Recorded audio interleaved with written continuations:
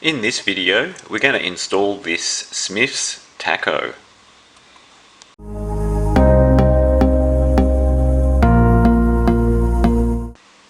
Alright, so I managed to purchase this Smith's Tacho off eBay. I bought it off a seller in the UK. It wasn't advertised as postage to Australia, but I messaged him and he said, yeah, he's more than happy to send it. So then I bid it on it and I paid about 185 Australian dollars. I think that's including postage. Yeah. And I've connected it up and tested it, make sure it all works, and that is all fine. The other thing I bought this from Mini Sport Australia. So that's the actual pod for it to mount in the just above where the steering wheel goes.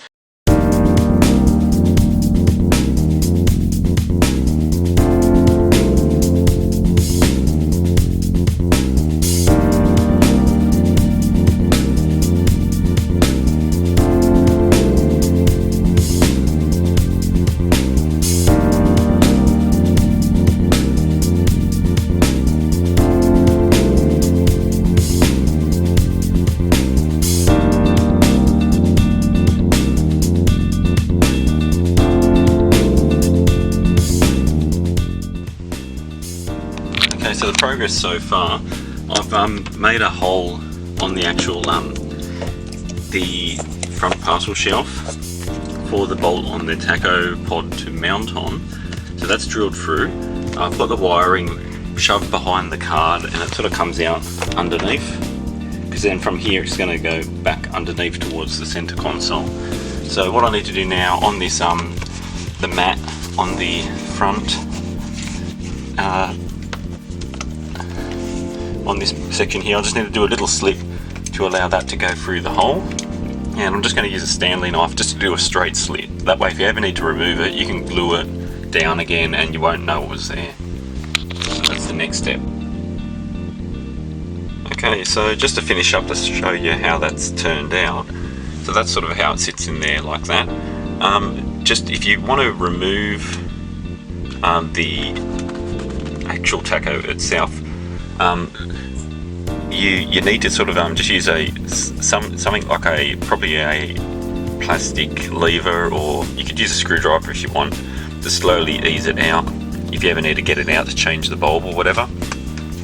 But that seems to be okay there, and I'll just give you a look of what the wiring as well on the other side.